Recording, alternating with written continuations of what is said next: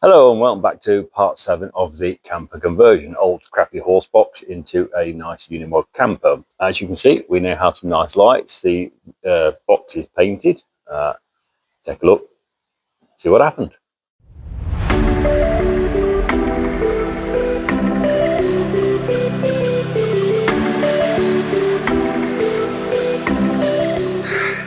Right, the roof is painted in primer. I just stood up on the top and I use the paint barrels that we use to, it's the zinc primer that we use to paint our machinery. However, I'm not going to do that for the sides because this paint is too good. I use the paint barrel because it saved me climbing up and down with a little 1 litre pot of paint in a hand spray, basically. There's 20 litres in that thing. It's quick, you can literally blast it on. But the paint quality in the primer that we use for our machinery is too good. Let's do the sides.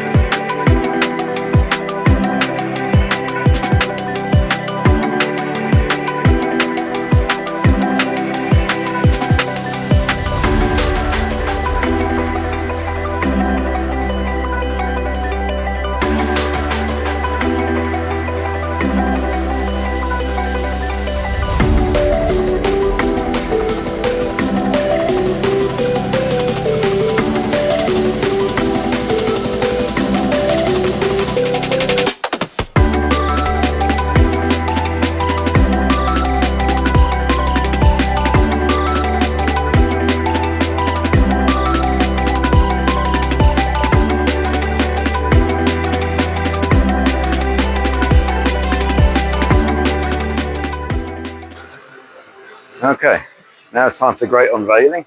I'm a bit nervous because I don't like using masking tape on new paint, but this piece came off okay. So it's time to start carefully removing. Oh, I don't like this. Oh, I suddenly thought there, oh my goodness, look at all that yellowness. I thought that was left the masking tape, left the glue behind, but that's the original tape I put around the edge to give a sharp, defined edge. It has stuck. There we go. There we go. Right. Raw moment of truth now. Yep, looking good. Well, nearly. Let's speed this up a bit. I don't ever slow up, no I don't take shit. I got no love for the fakeness. If you wanna play tough and wanna hate this, I'll always show up. Okay, I think we've got away with this one. It's all gone pretty rather well, 99.8%. Here, a bit of paint has just blown under just there, but that'll thinner out, easier to actually remove. And for action, I can see red paint is pulled. There's a tiny little bit there that's pulled.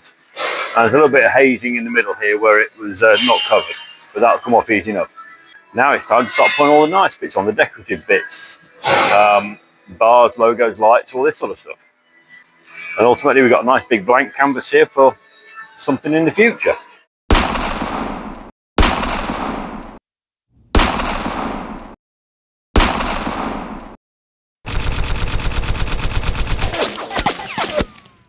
Right, time to get some money back. The engine is on a pallet strapped up to go to export.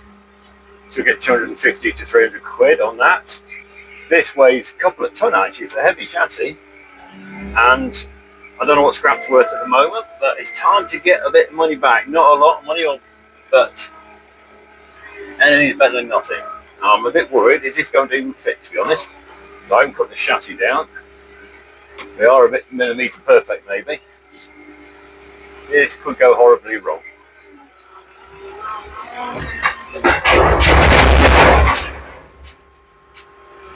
Or very right.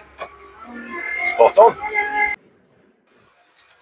what I'm about to say, because my microphone packed up again, is point out the wiring here. I've already put some of the batten work in, and I am going to, the wires poking through are from the spotlights. The yellow is from the angel eyes side lights. The red is positive for the spotlights, and the black is the earth. Now, obviously, got 6 of them in a row, so I'm just going to point out here that I'm going to connect in parallel, not in series, so that if one light fails, they all don't fail. I'm also pointing out that I'm not an experienced auto electrician by any means. Only learning the parallel and series bit from what I did in school about 40 odd years ago. So I'm waving my hands around here. Can't really remember why, to be honest, at this particular point in time. But oh yes, these connectors, got them from a cheap Chinese website. They're actually really good. They're self-soldering fittings, and with in a heat shrink tube. So shove your wires in and put a bit of heat to them with something, I shouldn't advertise it because they don't pay me, rhymes with Bemel. There we go. And it's well, the Bemel thing is good as well actually, but the heat shrink just put the heat to it, and it self solders the wires and gives you a nice tight fitting.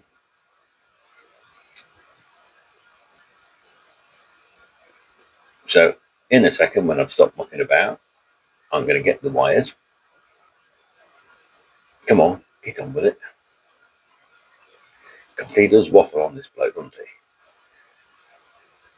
There we go, you got the fitting. Here we go. Now he's getting down to it. He's going to take that. It is fiddly. What I'm now moaning about at this point in time, I'm telling you to sort of twist the cables, because I'm putting 2 in one side and 1 in the other. But what I'm moaning about is how fiddly an electrician's job is.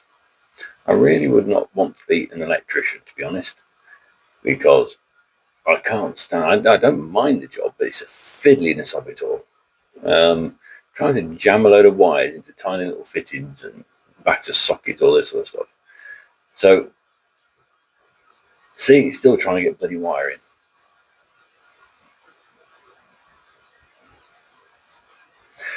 I tell you a joke while I'm waiting, but all my jokes are quite rude. See, it's a lot easier to talk about it now than actually to do the job. There you go. Got it. Oh, yeah. Here we go. So, connectors in, the wires are in. One-handedly. There we go. Because I said the maker's name at that point. So one-handedly, I'm going to heat up the internal solder. You can see the rings start to shrink pretty quickly and trap the wires. And then after a few more seconds, things like this, you start to see the little silver solder spread out across the wires. So I'm really, really happy with these, because much better than the crimp fittings. Not as quick as a crimp fitting, but ultimately a stronger connection, because many times you crimp a fitting and you still pull the wires out. So heating up, and then once you've heated soldering, you can sort of spread the heat out to for the heat shrink tube. So obviously it seals it all nicely. And then once it's cooled down, yeah, twist it around, make sure you get all sides of it. There we go. Right, let it cool down for a second. Now I'm obviously waiting for it to cool, and I'm going to edit this bit out. I didn't, did I? No. I'll edit it out. You won't hear this bit, or that bit. If you don't hear this next bit, yeah, see, there's the edit. So put in the cables, and they're done. Simple as that. So it's not the quickest method. Crimping would be quicker, but ultimately it works. So next is to join them all together, all 6. And then there's 4 more side lights going on the front as well. Little LEDs. All the cables will be wrapped in oh, I'm about to try and look. Am I? I don't know. What's this bit? What I was saying. Oh, right. When we were saying now, connect onto the battery. Here we go. Just to do a test. And let's see. Yeah, there's a positive jammed in. And we're going to touch that one. And we've got 6 lights. Look at that. And we've got side lights. We've got one on the side there. As we come round, we've got all those side lights in front, so at night time it's going to look quite pretty. Well, that's it for part 7. Another day, another latte. Thank you for watching. I hope you've enjoyed it. I'd like to go into more detail sometimes, but it would get even more boring, let's face it. So please, if you'd like to see go into number 8, this is 7. So if you'd like to watch number 8, please like and subscribe.